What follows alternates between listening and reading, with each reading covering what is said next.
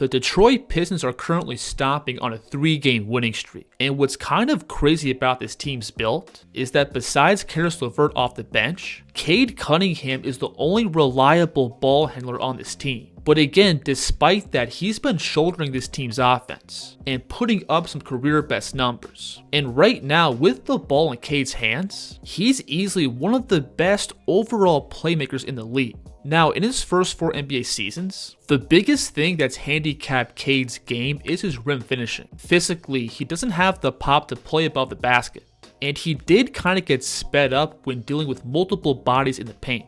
And that inability to finish in traffic was really apparent in the playoffs last year against the Knicks, where repeatedly Cade had no problem breaking down the first line of defense, but again couldn't convert it into points. But with a full summer in the weight room, Cade physically this year looks like a totally different player, and that added strength is showing up on the court in a big way. So far this year, he's averaging career high numbers in the paint with his volume and efficiency. And then on top of that, his free throws are also at an all-time high. And this is a big deal because when looking at all the best offensive engines in the league, guys like Luka, Jokic, and Shea, they're all putting up monster numbers around the basket.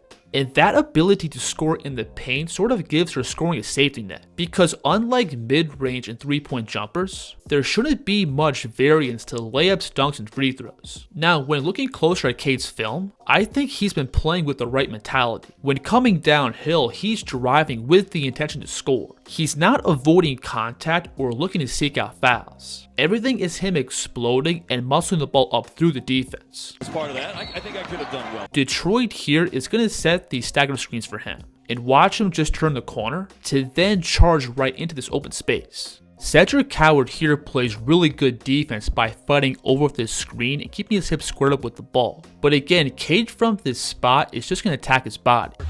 Cade through contact and the foul. And that improved physicality also carries over to his game off the dribble, where off the bounce he's much more efficient, using simple moves and creating straight line blow-bys. As Detroit's looking to set the screen, look how Caleb Martin prematurely opens up his stance. And Cunningham from here is just going to swipe with that off arm, pulling himself past him. And while he's coming downhill, look here how Cooper Flag's stance is squared up with the sideline. And while Cade's attacking the basket hard like this, he's got the balance to spin over that top foot. He's going to hit a similar move here, where Cade first floats out to his right, then attacks back to his left. And again, once he feels the defense leaning, he's going to instinctually drop back down into a spin. And Cunningham's improved strength along with his ball control and pace out of pick and roll makes him really tough to deal with when coming downhill. He's great at stopping and starting to get the defense off balance, to then capitalize off any breakdowns. Look how he's going to move this defender and drop back by just lifting up his level. And once he feels that space, he's got the control to pick up and find a finishing window.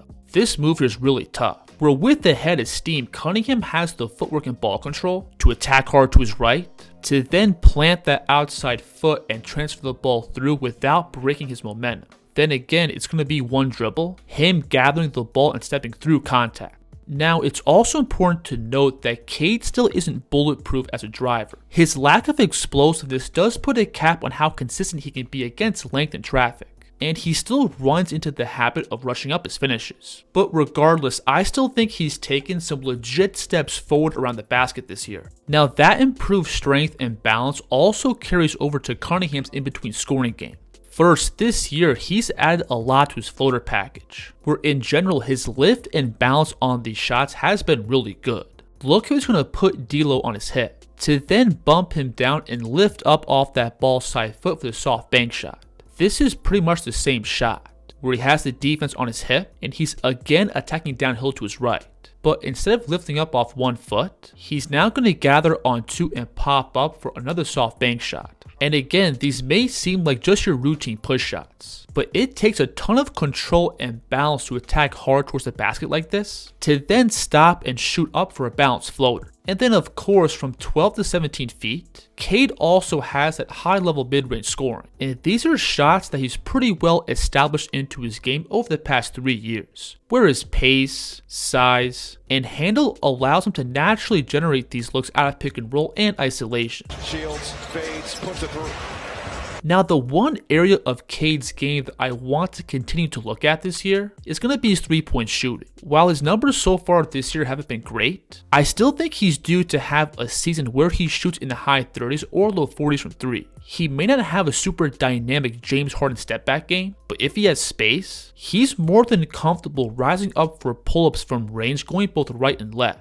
And in general, I think he gets really good lift and flow into his jumpers. The one thing that I do think holds him back is that Cade doesn't get into his shot super quickly. In order for him to be accurate, his feet have to be set, and he needs to have a stable base. Plus, his lift point from 3 is a little bit lower. If he's rushed into shots that are contested or off balance, those numbers do take a real hit.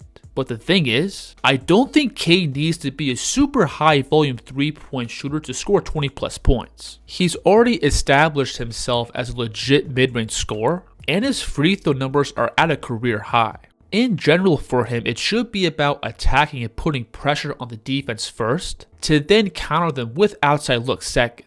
And what's crazy about Cunningham is that we low-key haven't even gone over the best part of his game, which I think is easily his passing. So far this year, Cade is averaging just under 10 assists per game, which is the second most across the league. Now, Cade pretty much does all his playmaking out of pick and roll, and he has an answer for literally any coverage. If the defense puts 2 on the ball, he has the size to see over and find the big man in the middle. Plus, he has a good general feel for the entire court, where he can read the weak side defense and punish them with these on-point skip passes. Plus, he can also play the in-between game with his eyes. Look who's going to freeze these 2 defenders by picking up and turning his head, selling this pass to LeVert at the slot. And he gives Stewart some extra breathing room off the catch. And when Cade's making these passing reads from the perimeter, not all of his deliveries lead to a direct shot.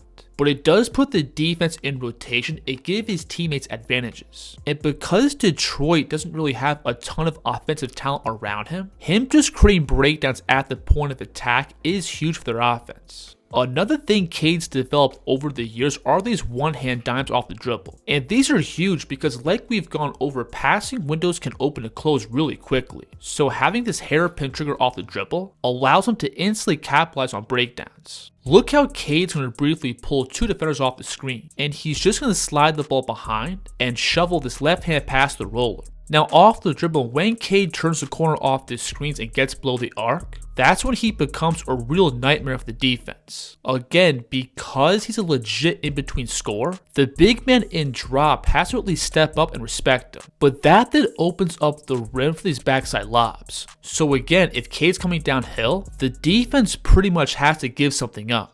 If you give him too much space, he's going to put in soft pull-ups and floaters. If the big man commits the ball, he then has a variety of ways to find the roller. But then if you send extra help from the weak side, he has the feel and passing chops to laser the ball all over the court. In my opinion, there's only 2 other guys across the league who have this much of a passing and scoring punch, and that's Nikola Jokic and Luka Doncic. Shea for sure checks all the boxes as a scorer, and he's gotten better at punishing the defense for doubling and sitting heavy in gap.